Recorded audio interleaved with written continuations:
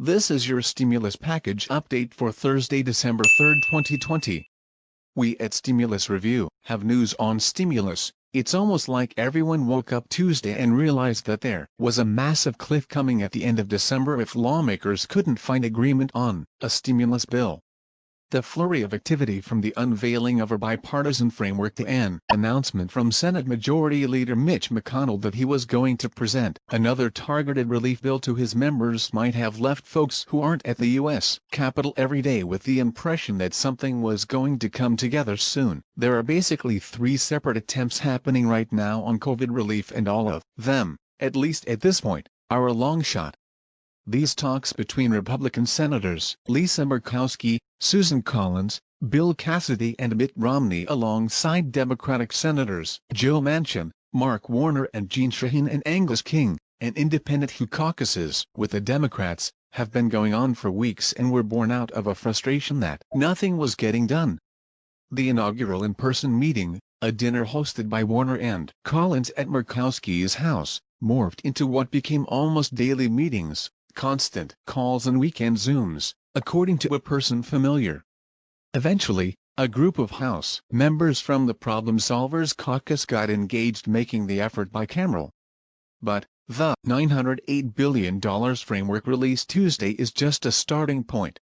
The group has yet to come to a consensus on two of the top sticking points that have bedeviled leadership for 6 months: how much flexibility should there be in state and local funding? And what is the sweet spot in liability protections? Those two issues alone are seismic and have blown up negotiations for months. The point is, this exact framework was never intended to become law, and there are tons of missing details here. The goal was simply to jumpstart committee-level talks and get leadership engaged again. Both Warner and Romney were keeping Treasury Secretary Stephen Mnuchin in the loop, but the White House hasn't signed off.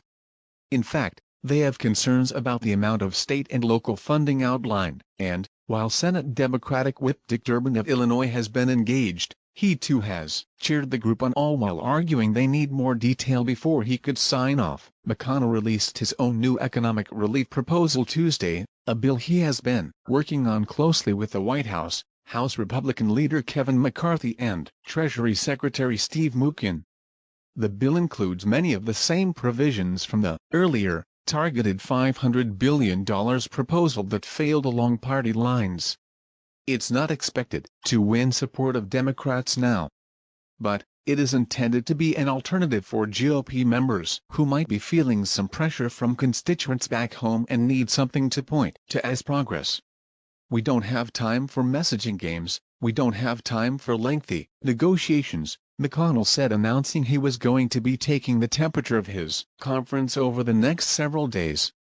He continued, "The issue is, we want to get a result, and I like to remind everybody that the way you get a result is you have to have a presidential signature. So I felt the first thing we needed to do was to find out what the president would in fact sign. We believe we've got the answer to that.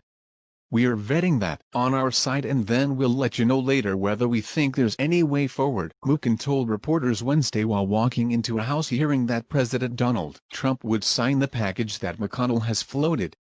"The president will sign the McConnell proposal that he put forward yesterday, and we look forward to making progress on that," Mnuchin said. McConnell's plan includes broad liability protections, 1 month extension of unemployment benefits for gig workers, 1 month extension of unemployment expansion from 26 to 39 weeks, another round of Paycheck Protection Program money for businesses that demonstrate a 25% loss, loan forgiveness for the post office if their cash balance drops below a certain point, short-term assistance for child care providers, $105 billion for school funding for K-12 and college, $16 billion for testing, $31 billion for vaccines, extends the time state and local governments have to use their COVID relief funding from the end of December to September 2021. What's not included: direct payments to Americans, like the $1,200 checks sent to many earlier this year. Mnuchin said Wednesday, after testifying on Capitol Hill, that at the moment direct stimulus payments to Americans are not part of the deal that is being negotiated, but that's something that can be considered down the road. the Democratic leadership offered to McConnell while substantive discussions between House Speaker Nancy Pelosi, Senate Democratic leader Chuck Schumer, McConnell and McCarthy haven't occurred still. Democrats did quietly send an offer to Republican leaders Monday evening. The proposal was a non-starter in part because it didn't include the language on liability protections, a red line for McConnell.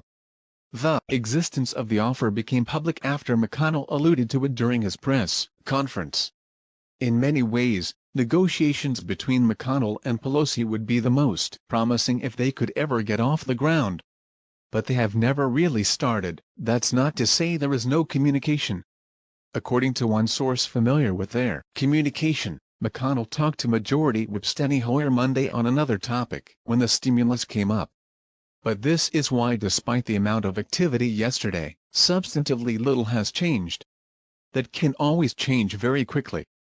Still, lawmakers are still dealing with three major sticking points: how to structure state and local funding, liability protections, price tag. We at Stimulus Review hope you enjoyed the content. Please like and subscribe at the bottom of the page. Thank you.